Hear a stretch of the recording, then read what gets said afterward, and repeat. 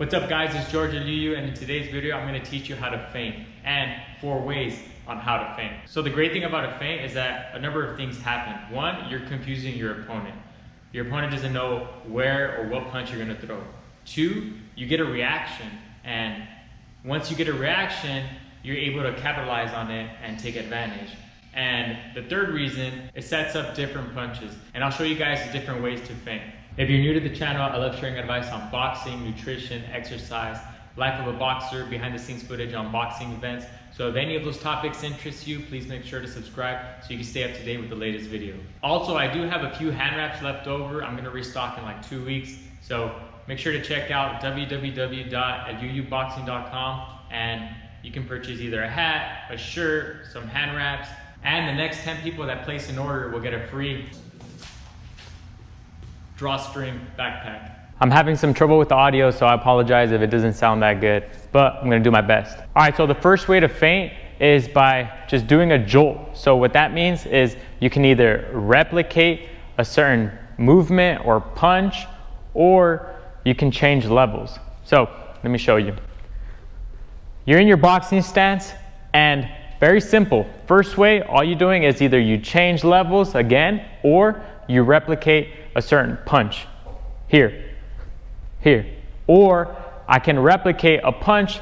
Imagine I'm standing orthodox again. Imagine as if I'm throwing my right hand, I'm turning.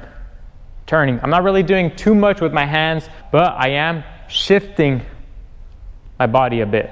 That's all I'm doing. Here, either change levels. I'm still in the same position. I'm not taking a step forward. I'm not moving back or to the side.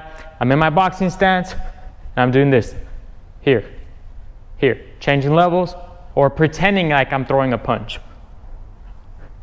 So that's the first way you can feint. Change levels or replicate a certain punch. All right, the second way you can feint is by using your shoulder or throwing a short punch. So what I mean by that is not completing the punch and only throwing it about halfway to a quarter. So it makes it seem like if you're throwing that punch, but you're really not.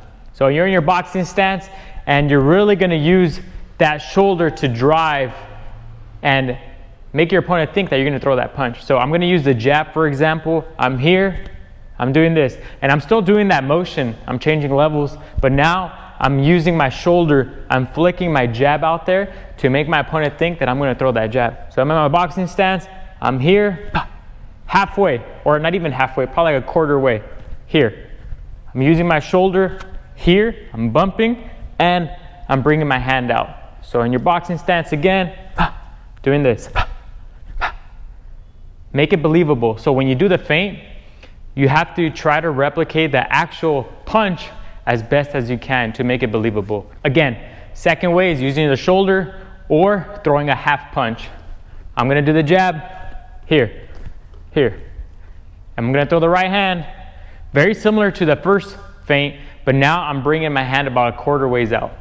Here. So that's the second way you can feint, is by using more shoulder and quarter half punch. All right, the third way to feint is by using your footwork. So I'm gonna move the camera angle real quick, focus on my lower body. So I'm gonna take a step forward. So you're in your boxing stance. Again, the third way is by using your footwork, and what I don't wanna see is you just doing this.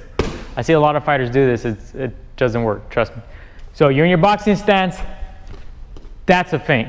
Here, you're stepping. You're not stomping, but you're stepping. In your boxing stance, you can move around too.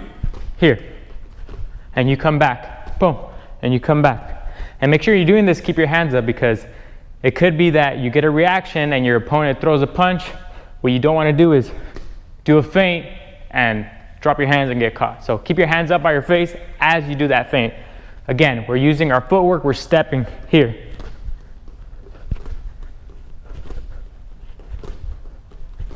Step and then come back. So that's a third way to feint, is by using your footwork. Again, you're not stomping, but you're taking a realistic step to get a reaction from your opponent. All right, the fourth way to feint is by combining all those movements in one. So let's go back to the first one where we change levels or we replicate a punch. We're doing this, Also, we're gonna bring our hand out quarter way and using our shoulder. The third one, we use our footwork. So this fourth one, we're putting it all together and it's gonna look like this.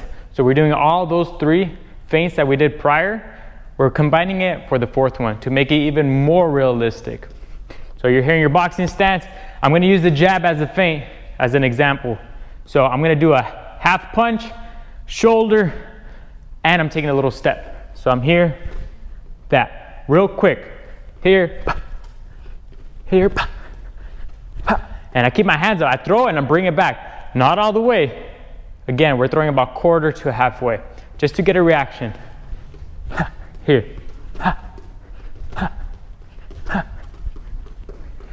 Watch my feet, I'm still taking a little step. So, if you notice, if I'm taking that step with the jab, the actual jab, not the feint, it's gonna look almost identical to the feint. So I'm gonna throw a real jab right now. Watch my feet, watch my full body, I'll do a couple of them. So in my boxing stance, I'm gonna throw a jab, here, so that's a full jab. Now when I do the feint, it looks just like the real jab, but I'm not actually throwing the jab. So in my boxing stance, quarter punch, not the complete punch. And you can do this with the right hand, you can do it with the hook, you can do it with the uppercut. Right now I'm just focusing on the jab so I can demonstrate the different ways to feint. All right, so those are the 4 ways to feint, and there's so many other ways to feint, but those are the 4 that I chose. So the whole purpose of the feint is to get a reaction. And I already anticipate the reaction, so I already have in my mind the next punch I'm gonna throw. For example, let's say I'm feinting the jab, so I feint the jab, I get the reaction of my partner, or I get the reaction of my opponent, and let's say he tends to parry the jab a lot. So he's probably gonna parry the jab, my feint, he's gonna parry, his hand's gonna get out of position, and I could throw something over the top, right? That's just one example. But again, the whole purpose of the feint is to get a reaction from your opponent and to keep them busy. So the feint confuses your opponent, and this is actually very tiring in itself. You can be physically tired and you can be mentally tired in a boxing match. Boxing is a thinking man and woman sport. So if you can get your opponent thinking, overthinking, anticipating certain punches, you can get them tired without even throwing punches. And that's what the feint allows. You have your opponent overthinking with you doing minimal work. All right guys, I hope you found this video helpful. If you did, please like, share, and subscribe. Let me know in the comment section below, what feint are you gonna use this week? Again, thanks for watching.